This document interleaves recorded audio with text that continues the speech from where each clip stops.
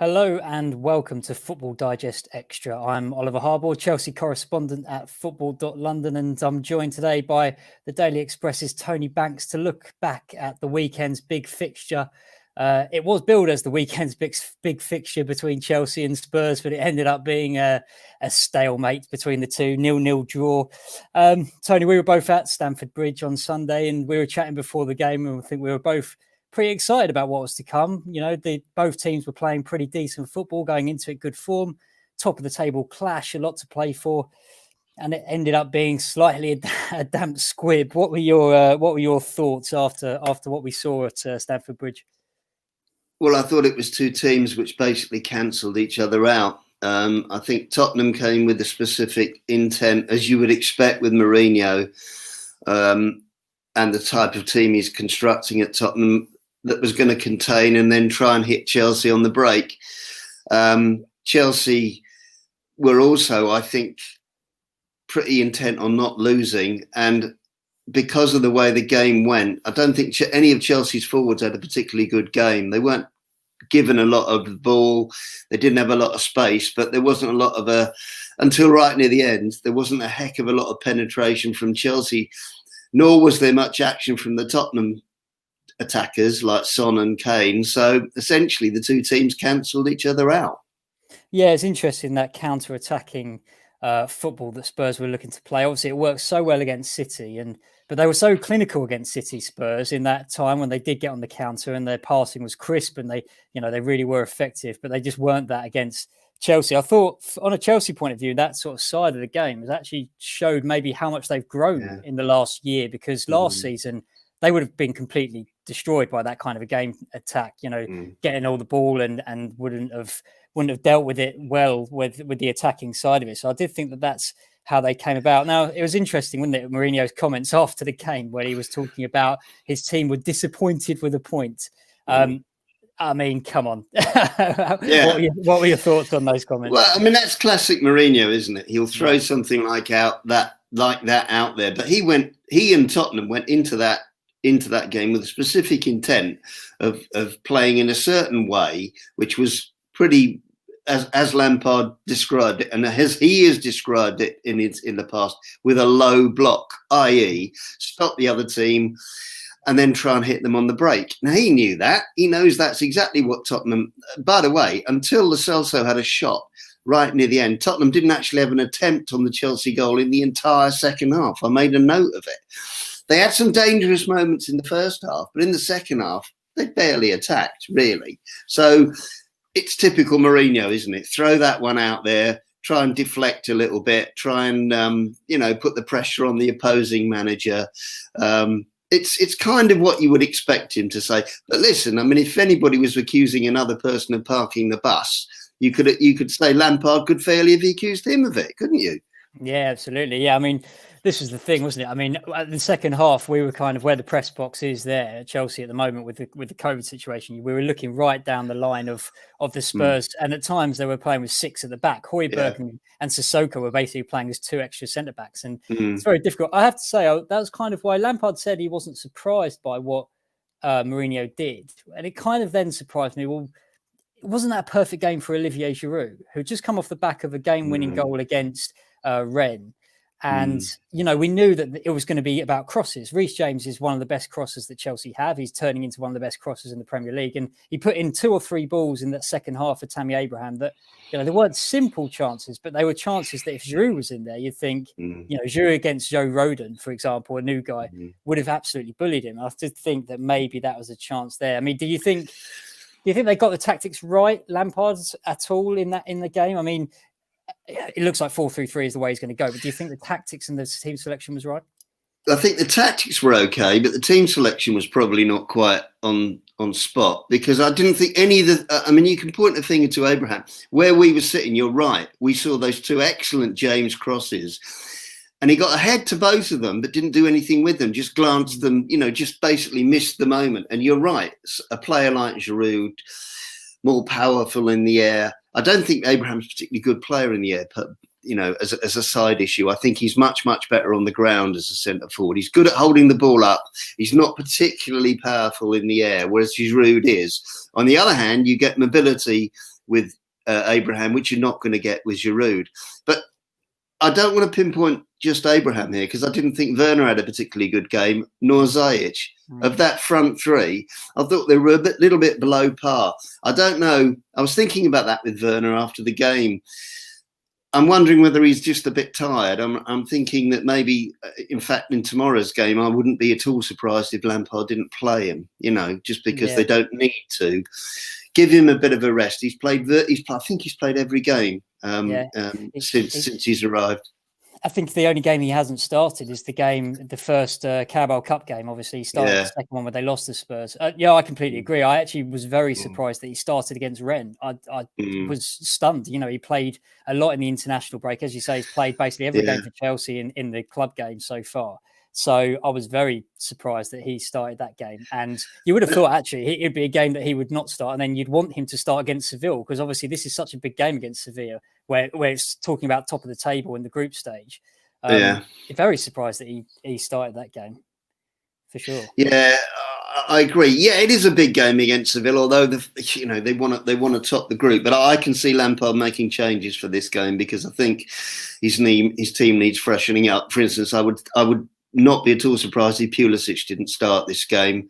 You see, Ziyech didn't have a particularly good game, did he, the other night either? I mean, he was a bit ineffective. I mean, he's had some good games, but he's been a bit in and out. And I thought, I don't know, none of the three of them were particularly effective. So I would expect changes against Sevilla in attack. You could see Giroud starting. You could see Pulisic coming in. Havertz, remember, came on the other night, so he's now fit and ready to play. I would expect, and I would think Lampard will be right to rotate his squad with the demands that are coming up.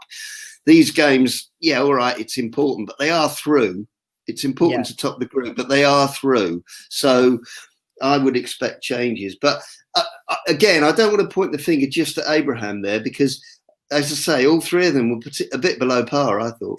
Absolutely, yeah. I think the key for me with Ziyech was the amount of overhit passes and crosses he did. I mean, that's what you expect from him. He's never going to be a player that's going to go around and beat players. He's not a Callum Hudson-Odoi type, or he's not a Werner type. He's not got the pace to beat defenders generally. What he does is putting fantastic crosses and those passes in between the lines that we've seen him do. And he overhits so many passes, and that's kind of where I thought that Lampard left it a bit late in his substitutions. He didn't give those subs like a Pulisic or Havertz the time to really get on and do their stuff, because we knew what Spurs were going to do. But equally so, Ollie, in a game like that, you don't want to rush into your changes, because it was so evenly balanced. And I could understand why Lampard left it a little bit late, because it was so tight. You disrupt your team. They weren't great in attack, but you never knew. With people like Mount coming through from midfield, who nearly won it, if you remember, with that shot late on, I could sort of understand it. And if you are going to change, you go like for like, so you don't disrupt the system. You put Pulisic on for Ziyech, for instance, or Pulisic on for Werner on the same flank, sort of thing. I could see that, because it was so tight, it was so evenly balanced, that game. It's a difficult thing choosing the right time to make your subs, isn't it? Yeah, absolutely. So just talking about Spurs then and their performance, obviously it was a big day for Joe Rodon, a guy who come from Swansea, and his first Premier League game, and he's thrown into the deep end, as Mourinho likes to do. He did it with Tanganga, didn't he, last season against Liverpool? So Rodon, what did you think of him? Obviously, he almost gave away, a big right at the end. Right at the end, almost lost it for him, really. What did you think of his performance in general, though? Looked a bit nervous to me on the ball. Gave the ball away a couple of times. Looked quite good, sort of in this defensive role in terms of heading, winning the ball in the air, and his positional play mostly was okay. But understandably, once he had the ball at his feet, which he didn't have that often, I thought he was a little bit shaky on that front.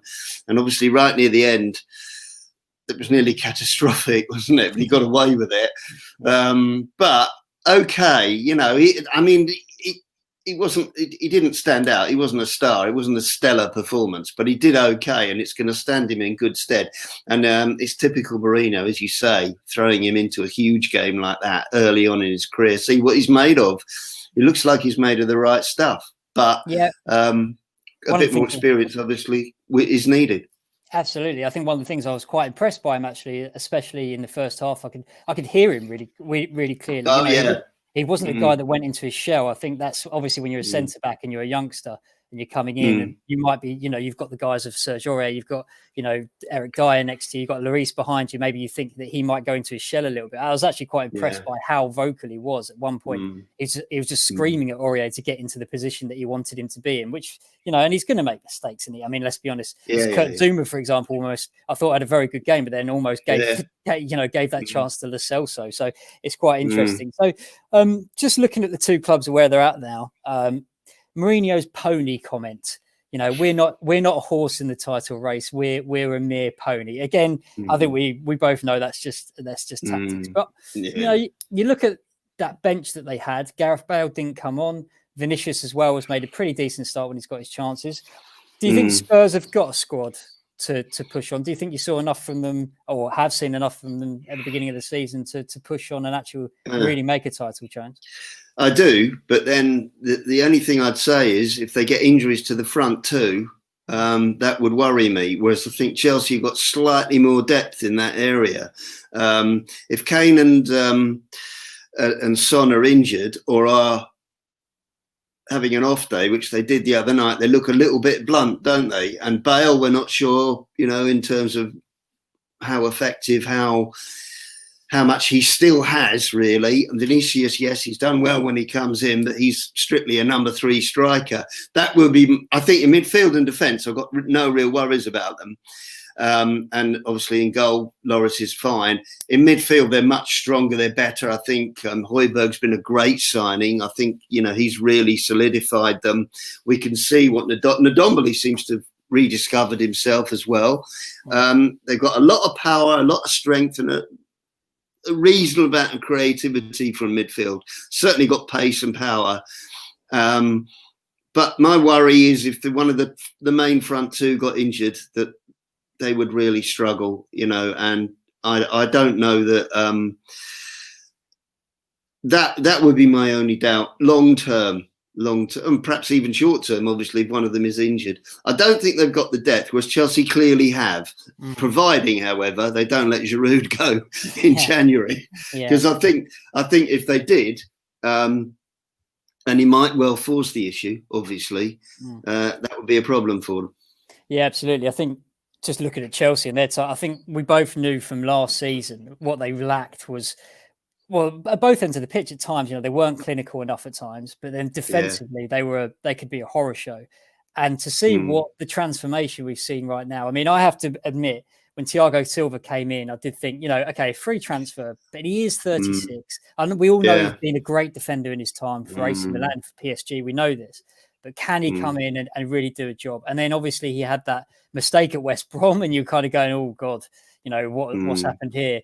But he's just been sensational. I mean, the guy exudes calmness and confidence in his game, and you're looking at him, and he gets the ball, and he just looks like he's got all the time in the world, even when Harry Kane was bearing down on him, or Son was bearing down on him.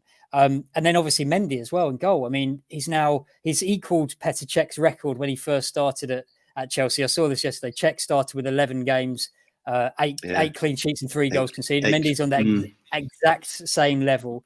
So they seem to have thought that defensive out. So I think they've got a real chance this season. Do you see them as a team that has a real chance to go on and challenge, but maybe even win it as well?